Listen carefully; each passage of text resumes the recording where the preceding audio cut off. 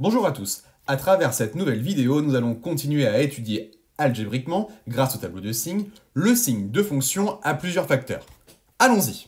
Commençons par un premier exemple et considérons la fonction f définie sur l'ensemble des réels par f de x égale x fois x plus 1. Résolvons l'inéquation f de x supérieur ou égal à 0. Attention, avant tout, je sais que vous voulez développer avec une envie débordante cette expression. Mais stop, non. Gardez à l'esprit que pour étudier le signe d'une fonction, il faut qu'elle soit sous une forme factorisée comme celle-là. Afin de résoudre cette inéquation, nous allons dresser son tableau de signes en plusieurs étapes. La première étape est de tracer un tableau de signes dont les lignes correspondent à chacun des facteurs de l'expression de f, comme celui-ci. Vous noterez que comme la fonction f est définie sur l'ensemble des réels, nous devons préciser sur la première ligne du tableau, celle de x, que x prend des valeurs comprises entre moins l'infini et plus l'infini. Passons maintenant à la seconde étape qui consiste à étudier le signe de x et à compléter la seconde ligne de notre tableau de signes. Pour cela, on observe que x est de la forme ax plus b avec a égale à 1 et b égale à 0. De plus, x s'annule pour x égale à 0, et comme a est égal à 1 et positif, alors le tableau de signes est le suivant. On place dans la première ligne du tableau un 0 afin de signifier que c'est la valeur pour laquelle x s'annule, et on symbolise cela par un 0 avec une barre dans la seconde ligne du tableau. Ainsi, grâce au signe de a qui est positif, on en déduit que x est négatif sur l'intervalle moins l'infini 0 et est positif sur l'intervalle 0 plus l'infini.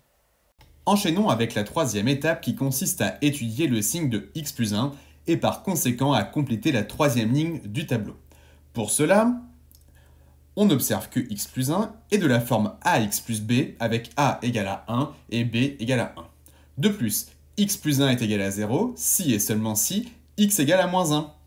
On place alors dans la première ligne du tableau, celle de x, moins 1 qui correspond à la valeur pour laquelle x plus 1 est égal à 0. Ensuite, on regarde le signe de a. Ici, a égale à 1, donc il est positif, et on en déduit que x plus 1 est négatif sur l'intervalle moins l'infini moins 1, et est positif sur l'intervalle moins 1 plus l'infini. Finissons-en avec l'avant-dernière étape, celle où nous allons déterminer le signe de f en complétant la dernière ligne du tableau.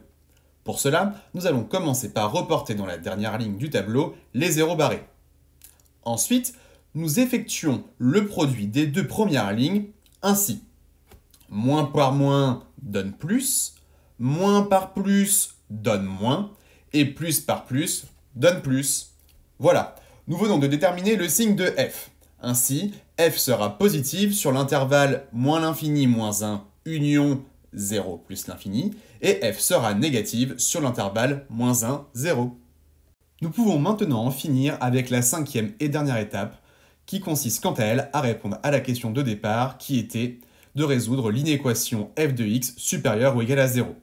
En lisant dans le tableau de signes, on en déduit que l'ensemble des solutions de cette inéquation est s égale moins l'infini moins 1 union 0 plus l'infini. Voilà, nous en avons fini avec cet exemple, et c'est maintenant à vous de jouer et de vous entraîner avec les exercices que je vous proposerai en cours. Bon courage!